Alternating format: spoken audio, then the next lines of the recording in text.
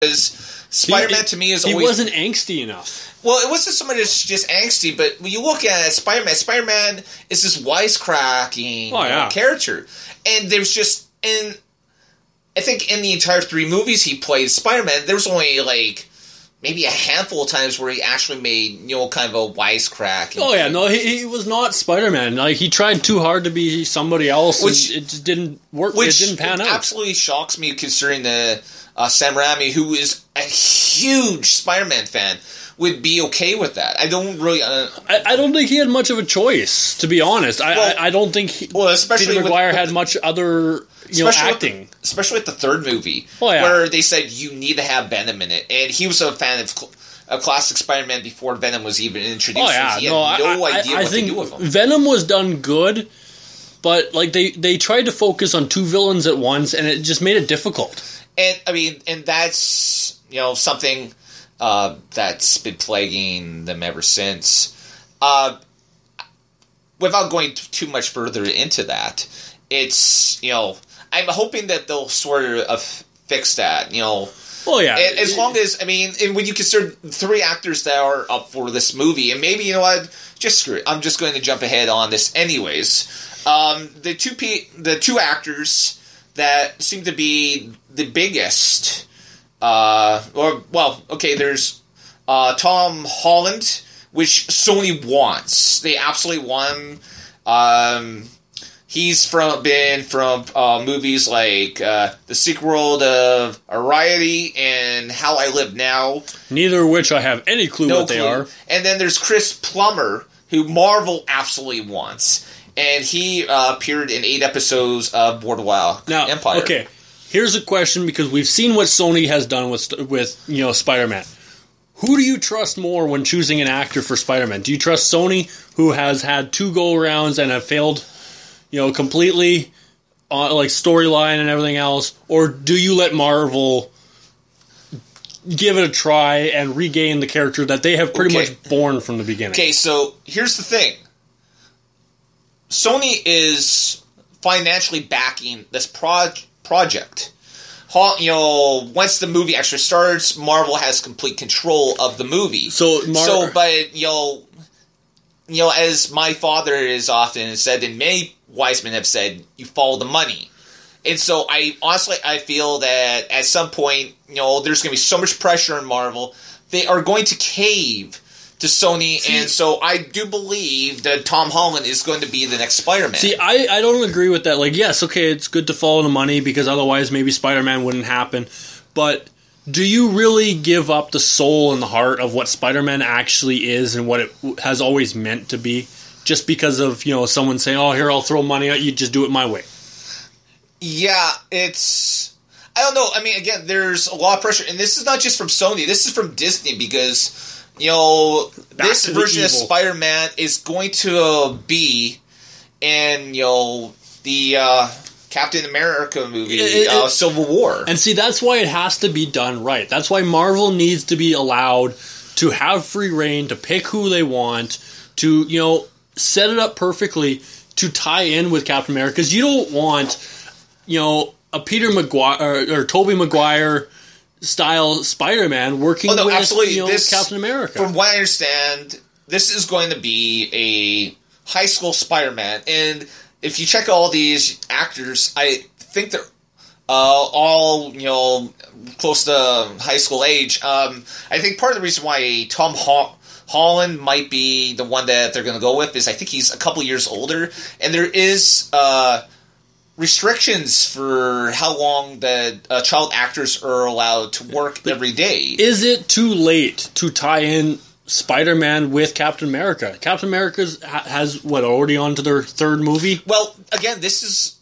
Civil War, and if you're familiar with the Civil War, there's like tons and tons of superheroes. Well, no, I think, understand that, but like you look back on it, I mean, with the exception of the X-Men, which we pretty much can guarantee aren't going to mean their X-Men actually stood back. They stayed neutral because they didn't want to pick a sides. They, as mutants, as outcasts, they wanted to, say, okay, you know what? We're not picking a side, because if we pick the wrong side, we're going to come out looking worse. You look at Thor, Iron Man, Captain America, they've all had their running going up into, the Avengers.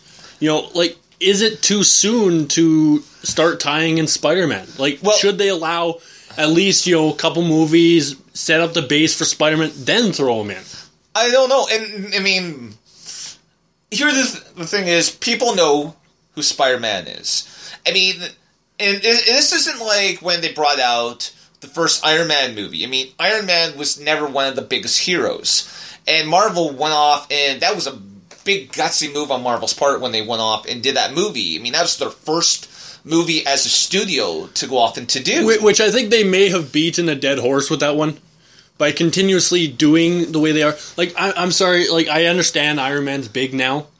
But Captain America, as much as I despise the character, I've always enjoyed Captain Canuck over Captain America. But that may have something to do with the fact that we're Canadian. Besides the point, I think Captain America deserves more of the hype, more of the build-up than Iron Man ever deserved. Well, again, what we are is we're sort of on part 3 of the Avengers thing, and they're moving towards the Infinity Gauntlet movies, where they're going to pretty much bring everybody together. So we're talking about all the Avengers, we're talking Ant-Man, we're talking about the Guardians of the Galaxy, probably, Spider-Man now. And they're going to bring everybody in eventually, to take on Thanos. Here's the ultimate question, something that's been bugging me for a while. Fantastic Four were also part of that. No, they're not. Sony owns the rights to X-Men and all its subsequent characters, and they own Fantastic Four, so that's Sony. They don't. Marvel doesn't have the. I mean, while they are producers on those movies, they have no creative say in what happens. So is that why the Human Torch is now Captain America? Yes, because that's pretty much what it was. And the simple fact of the matter is, at that point, there wasn't likely that they were going to come out with a third movie in that franchise anyways, because the second one did not live up to expectations. I looked at it, the way they ended it, I thought this would be a really great way for them to bring in Namor, the submariner, because at the end of that movie, if honestly, I'll say spoiler alert, but honestly, if you haven't seen this movie, where have you been? Because this movie came out 10, 15 years ago. At the end of the movie, Doctor Doom gets tossed into the ocean. And so that would have been the perfect way for him, possibly to be saved by Namor and have Doctor Doom convince Namor to go to war against everyone who lives on land. Now, with Sony working with Marvel to bring Spider-Man back into the fold, does that open up possibilities for the Fantastic Four and more of them coming back into the fold as well, if the Spider-Man works as well as we hope it does? I think that might be a possibility.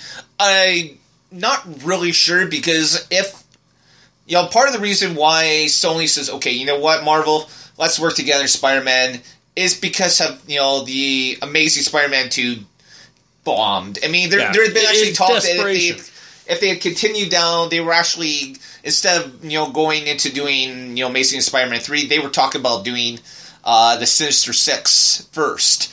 And I don't know if they're still planning to do that movie, or if they just say, okay, we're throwing everything in the garbage. Come on, Marvel, we'll work with you, and we'll start from square one again. Which, honestly, when you think, I mean, for them to go off and to do this, I mean, this is the second time that they've just relaunched the franchise in 10 years. How many times can you relaunch a franchise or a key character, because Spider-Man obviously is a key character, how many times before enough is enough? I'm not really sure, but I mean, to get back to your question, if, if this new, partnership works out and the new Spider-Man movie does really well, and the Fantastic Four bombs, which again, I mean, Fantastic Four comes out in August, and they're planning to go off and to bring out the sequel. Just give me a quick second here. They're planning to bring out the sequel, in 2 years. on July 2017. So they're really hoping that so if this Fantastic Four bombs, it's a good chance that we won't see the sequel then. Oh boy, yeah. I mean, and I'm just going back, and I mean, we're chasing this down the rabbit hole. I wanted to go off into kind of talk about how just I'm shocked because. Again, DC is bringing only 4 movies between now and November 2017, whereas Marvel Studios are bringing out, I believe it's 6 movies, if you include the new Spider-Man movie. Do you think, though, that DC is going to use this humongous, world-reaching stage to announce maybe a secret project that no one knows about, that they've been able to keep under wraps, that maybe... with Marvel pulling out, they've decided, okay, we're gonna move forward on this? I think it's possible. I mean, again, I'm really... it would have to be something really colossal to get my interest, because I grew up, a fan of the Christopher Reeve movies, at least the first 2 movies I thought were really well done. And, I was a fan of Smallville and a lot of stuff. So I grew up kind of liking Superman, and when I became an adult, I started to get more into Batman. But, honestly, even when I first heard this came out, I just wasn't warm to the idea. And this doesn't have anything to do with any of the actors in it. I mean, I really hope Ben Affleck goes off and, just, shows up everyone that's ever said anything negative about him being a part of this movie. It's just, as a... concept, I'm not excited about it. Oh, definitely not. Now, okay, the one thing that's pressing my mind, do you think that Disney is pulling out of the Comic-Con in San Diego not because of Marvel itself, but say, for example... they're pulling Marvel into the Disney one so they can do the San Diego Comic-Con all about Star Wars. I think that could be, because, I mean, there's only... I'm trying to remember. There is only one more movie from their cinematic universe this year. They have... there's Ant-Man. Ant-Man, which is actually going to come out a couple days after Comic-Con. But then they don't actually have... another movie from their cinematic universe until next May, which will be Captain America Civil War. Which I honestly think that maybe they realize that Ant-Man isn't going to exactly have the following. It's kind of a waste of time, waste of space to promote it at Comic-Con. Well, when you think about it, it's going to be so short, like, they're going to go off and they're going to advertise this at the last minute before the movie comes out. Yeah, I definitely could see Disney, Marvel, Lucasfilms promoting Star Wars at the Comic-Con, which everyone knows Comic-Con is a huge Star Wars haven. Absolutely. Everybody from around the world pretty much loves Star Wars. They go to Comic-Cons for that. I'm absolutely... I mean, let's put it this way. I mean, I love the Marvel movies. I'm big into that. But, I mean, first and foremost in my heart, as far as being a geek is concerned, a nerd, if you will, is Star Wars. I mean, I've loved Star Wars since I was like 6 or 7 years old. The first time I saw it on television. And the correct word is neek. A neek. Okay, we are neeks. We are neeks.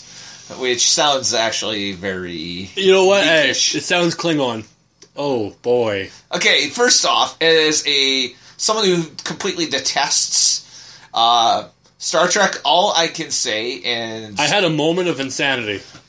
Oh, my. I'm sorry. That is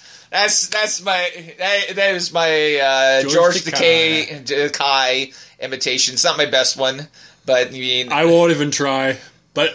You know what? We have been talking for almost an hour. We are a little tired. We haven't even scratched the boat of what we wanted to talk about. We will be coming back probably a lot sooner than Friday. Actually, we are quickly... I know we're going to be going over the hour mark. We will actually be back tomorrow to briefly go off and review WWE TLC. And before we go, I just that would be interesting in itself because again, absolutely. I am a wrestling fan, not so much a sports entertainment fan.